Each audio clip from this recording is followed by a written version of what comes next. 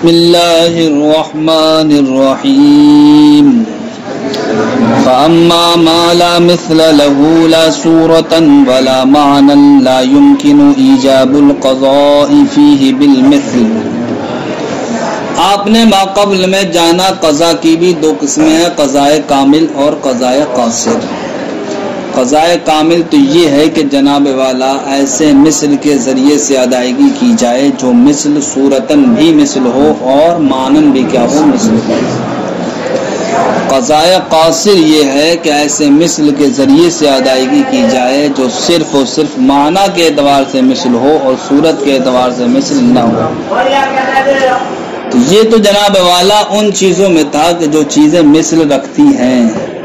یہ الگ بات ہے چاہے وہ مثل سوری مثل مانوی دونوں رکھتی ہوں، چاہے صرف اور صرف مثل مانوی رکھتی ہوں، تب ایسی صورتوں میں جناب والا اسی مثل کے ذریعے سے ادائیگی کی جائے گی.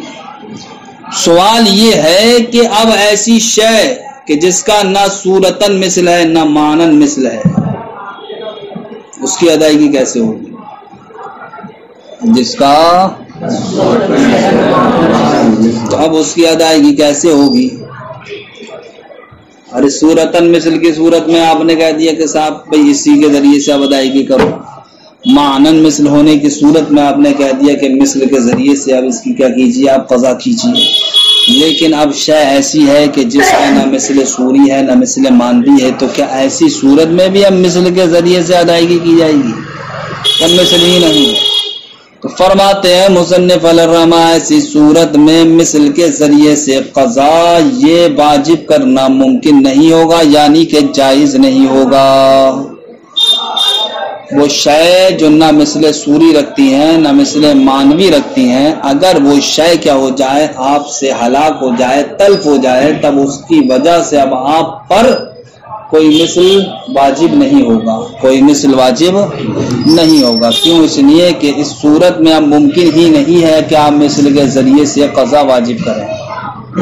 مثل کے ذریعے سے اس لیے کہ قضا کے واجب ہونے کی مثل میں دو ہی صورتیں تھیں، یا تو مثل سوری کی صورت میں آپ واجب کریں گے یا مثل مانوی کی.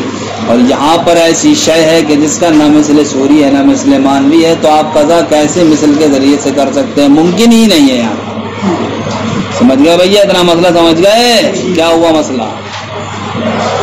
اگر کوئی ایسی شے آپ سے طلب ہوئی جس کا نہ مثل سوری ہے نہ مثل مانوی ہے، تو اب ایسی صورت میں قضا کو واجب کرنا مثل کے ذریعے سے یہ جائز نہیں ہوگا. قضا کو واجب کرنا اسی قاعدے کے پیش نظر مصنف فرماتے ہیں کہ اگر کسی انسان نے منافع کو تلف کر دیا تو منافع کو تلف کرنے کی بنیاد پر وہ انسان ضامن نہیں ہوگا کسی شے کا. منافع کو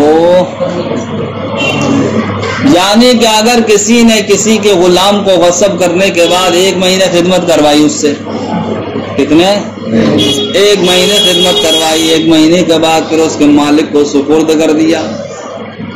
کیا کر دیا؟ اسی طریقے سے کسی نے کسی کا گھر غصب کر لیا تھا، غصب کرنے کے بعد 1 مہینے تک وہ اس گھر میں رہتا رہا، پھر 1 مہینہ ہونے کے بعد اس کے مالک کو سپرد کر دیا. اب بتاؤ صاحب، غلام غصب کرنے کی صورت میں اس نے خدمت کر کے نفع حاصل کیا نہیں کیا؟ خدمت کرا کے گھر میں 1 مہینہ رہ کر گھر جو غصب کیا 1 مہینہ اس نے نفع اٹھایا یا نہیں اٹھایا؟ سوال یہ ہے کہ اب ان دونوں نفع کی وجہ سے غاصب ضامن ہوگا یا نہیں ہوگا؟ جواب دو. غاصب ضامن نہیں ہوگا. اس لیے ضامن نہیں ہوگا میرے پیاروں کہ منافع ایسی چیز ہے کہ جس کا نہ کوئی مثل سوری ہے نہ مثل مانوی. اور ایسی شے جس کا نہ مثل سوری ہو نہ مثل مانوی ہو تو اس صورت میں انسان پر کچھ بھی واجب نہیں ہوگا. البتہ یہ ضرور ہے کہ آخرت میں اس کے لیے عذاب کیا تیار ہے. آخرت میں اس کے لیے عذاب تیار ہے.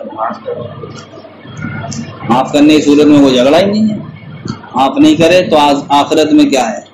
یعنی شریعت اگرچہ اس سے مثل نہیں لے رہی ہے اس لیے کہ منافع کا کوئی مثل نہیں ہے، لیکن ایسا نہیں ہے تم سوچو فائدہ اٹھا لو.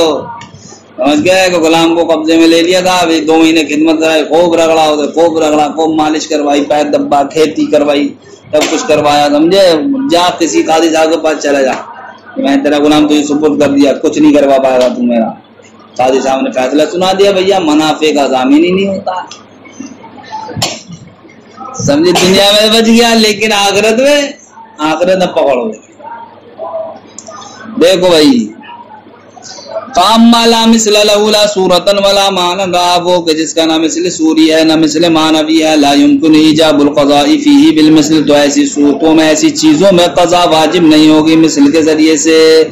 ولہذا المعنی, اسی معنی کی وجہ سے قلنا, ہم نے کہا, ان المنافع, کہ منافع لا تضمن بالاتلاف, کہ انسان ضامن نہیں ہوگا کائی کی وجہ سے, تلف کرنے کی وجہ سے. لأن ایجاب الزمان, اس لیے کہ زمان کو واجب کرنا بالمثلی, مثل کے ذریعے سے, متعذرن, کیا ہے, کسی چیز کو منافع کا مثل بنا کر اب آپ یہ کہیں کہ اس مثل کے ذریعے سے تم ادائیگی کرو, تو یہ متعذر ہے. کیوں؟ اس لیے کہ شریعت نے منافع کا کوئی مثل نہیں بنایا ہے. تو اب جب مثل نہیں بنایا ہے تو ہم مثل کے ذریعے سے نہیں کر سکتے. تو آپ کہہ سکتے ہو کہ عین منافع کے ذریعے سے کر سکتے ہیں. تو مصنف فرماتے ہیں کہ عین منافع کو بھی مثل بنانا یہ بھی درست نہیں ہے. عین منافع کو بھی کیوں صاحب؟ اس لیے کہ منافع تو یہ عرض کے قبیل سے ہیں, منافع عرض کے قبیل سے ہیں, منافع, سمجھ گئے. اور مثل کس کے قبیل سے ہے؟ وہ عین کس کے قبیل سے ہے؟ عین جوہر کے قبیل سے ہے. اگر کسی شے کے عین کو آپ کیا بنائیں گے؟ مثل بنائیں گے, تو منافع جناب والا یہ عرض کے قبیل سے ہیں, اور وہ عین کس کے قبیل سے ہے؟ وہ ذات اور جوہر کے قبیل سے ہے. کائے کے قبیل سے؟ جوہر کے قبیل سے ہے. اور آپ جانتے ہو عرض اور جوہر, ان دونوں کے درمیان کیا منافات ہے؟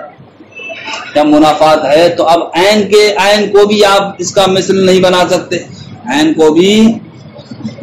تو اب منافع ایسی شے ہوا کہ جس کا نہ تو کوئی مثل ہے,